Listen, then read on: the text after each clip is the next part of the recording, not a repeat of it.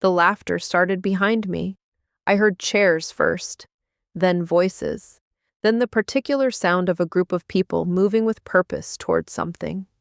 By the time I turned around, half the production floor was already watching. Someone said my name, not loud, not hostile, just enough to redirect every set of eyes in the room directly at me. "You might want to come explain this." I looked at my workstation. The files I had left open that morning were gone. In their place, content that didn't belong to me, didn't belong on that machine, and didn't belong in that building. I understood two things simultaneously. None of it was mine. And it didn't matter, because the room had already decided, not tentatively, collectively. And a room that has reached a collective conclusion doesn't ask questions. It confirms what it already believes.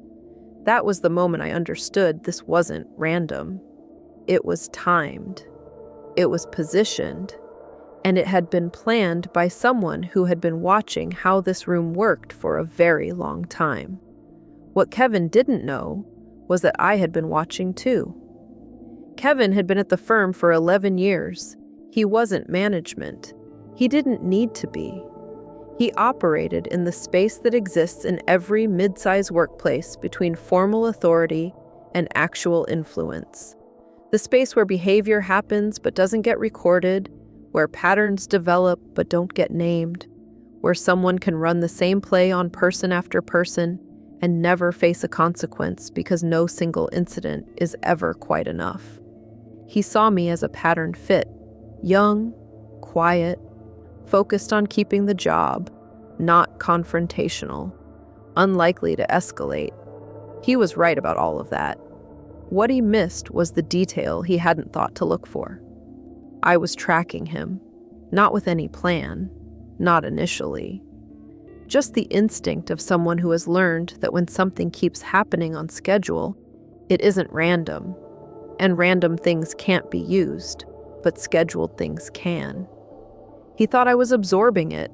I was cataloging it. That distinction was going to matter. I was an apprentice at a precision components firm, around 60 staff. The floor was divided between fabrication, design, and logistics. I sat in design, junior, provisional, still in my first year. Kevin worked in fabrication, senior technician, the kind of person whose tenure had calcified into a form of informal authority, not because anyone had granted it to him, but because he'd been there long enough that people assumed he had it.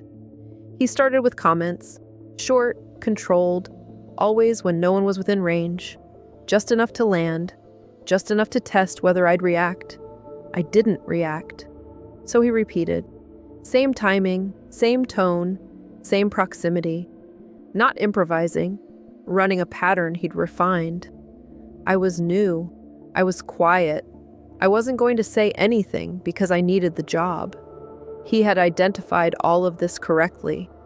Over several months, it escalated. The comments became more frequent. He started timing them for moments when I was already under pressure. End of shift, complex task, manager nearby, but not listening. He understood that the goal wasn't to say something outrageous. The goal was accumulation. Small things, stacked consistently, until the weight of them changes someone's behavior. Until they start arriving late to avoid the early shift. Until they manufacture reasons to work in a different area. Until HR flags their attendance and issues a formal note. That's what happened. I got the attendance note, not Kevin. Then came the day at the workstation. I left for lunch with my files open and my session active. Standard. I'd done it 100 times. When I came back, I noticed it before I even sat down. The window layout was different. Things were open that I hadn't opened. Then I saw what was on the screen. Before I could process it, Kevin was already moving across the floor toward me. Controlled. Unhurried. He didn't run. He didn't shout. He said, "Everyone, come take a look at this." Calm. Almost helpful. like he was sharing something useful. People came over, too quickly, the kind of speed that doesn't happen unless someone was already watching and waiting. My manager arrived within 30 seconds. He hadn't been anywhere near that end of the floor when I'd come back in. I said, "This isn't mine. I was at lunch. Someone accessed my machine." My manager looked at the screen, then at me. "We'll deal with this after the shift." Kevin folded his arms, said nothing. He didn't need to. After the shift, a formal written warning, logged against my name, documented in my personnel file. The system had processed me exactly as Kevin had intended. He had not said a single word that could be logged against his. 2 weeks later, I was on the phone with my mom. I told her the full sequence. The months before, the warning, the workstation, all of it. She listened without interrupting. When I finished, she said, "Does he have any habits? Anything predictable?" I told her about the packages. She said, "Tell me more about that."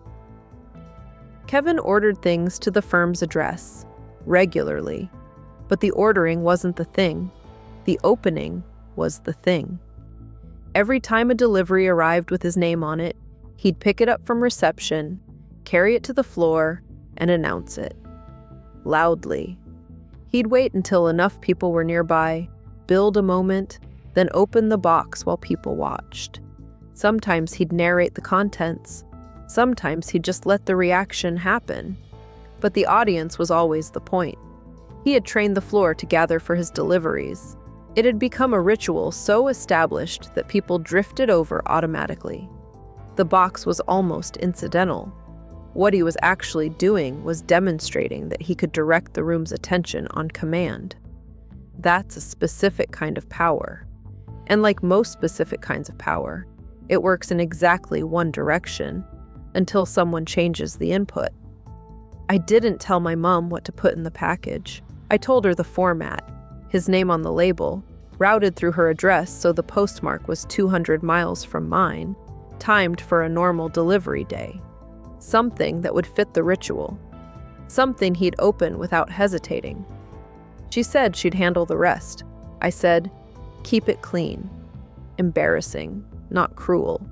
She said she understood. I believed her, mostly.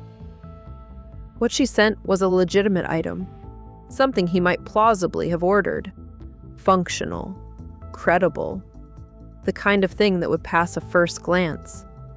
At the bottom of the box, under the packaging, was something else.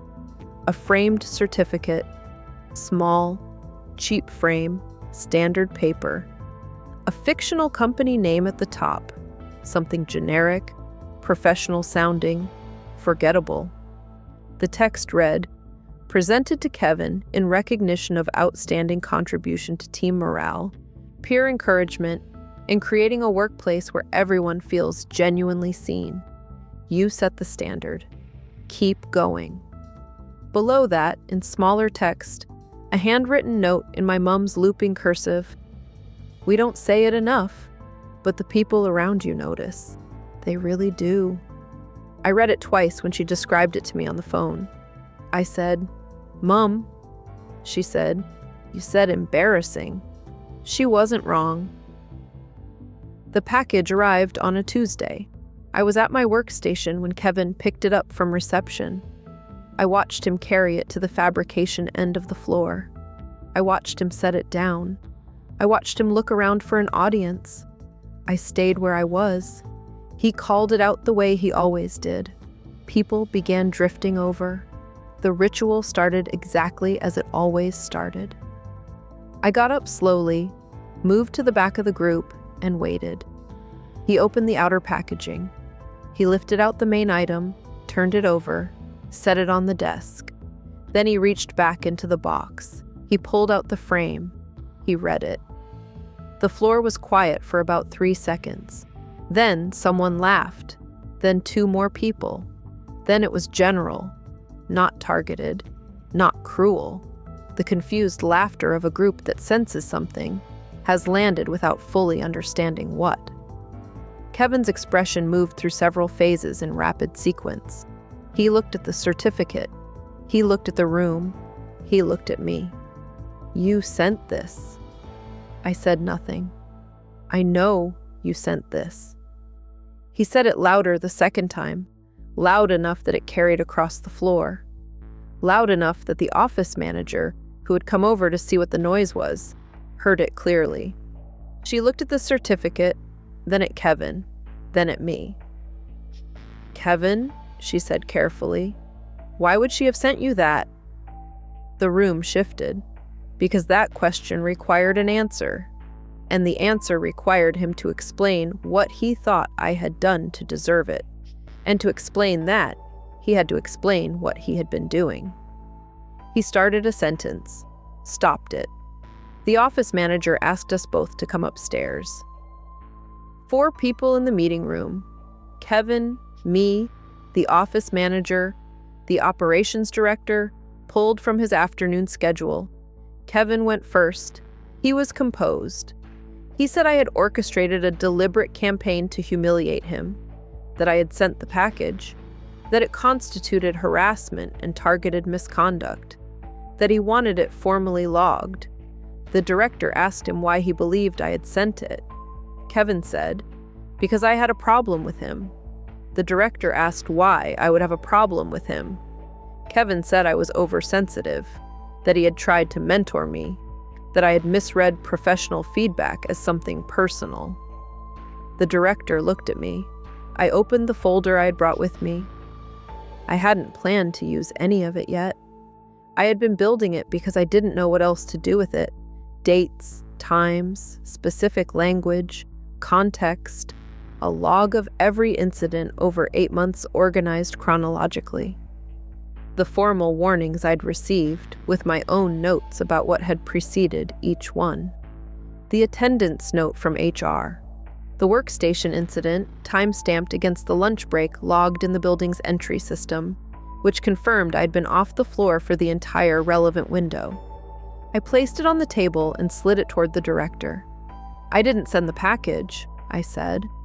"I have no way to prove who did, but I'd like to talk about why Kevin is so certain it was me."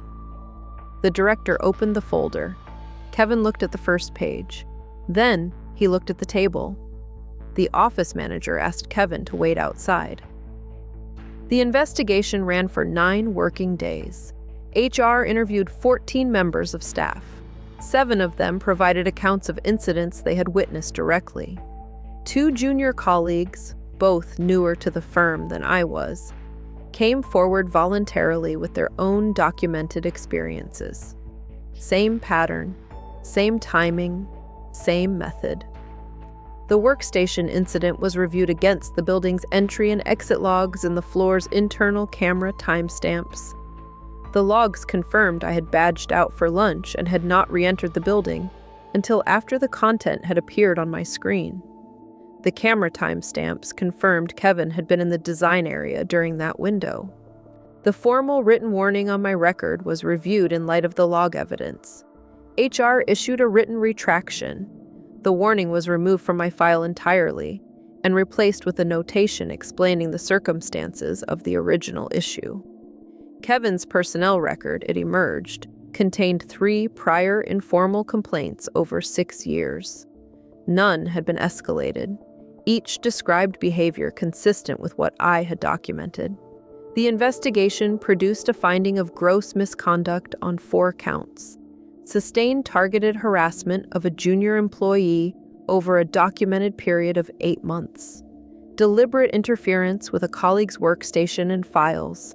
Provision of false context to management resulting in an unjustified formal disciplinary action. Pattern of similar behavior toward multiple junior members of staff over a period of no less than 6 years. Kevin was dismissed without notice. 11 years of tenure. Statutory minimum only. Gross misconduct finding made him ineligible for the firm's standard long service payment. His reference was marked accordingly. The sequence. Kevin spent 8 months running a pattern he had refined over 6 years across multiple targets. He was careful, consistent, and had never once faced a formal consequence. My mom spent an afternoon sourcing a cheap frame and writing 4 sentences in her best cursive. The certificate asked Kevin, in front of an audience he had assembled and trained himself, to explain why he believed I had sent it.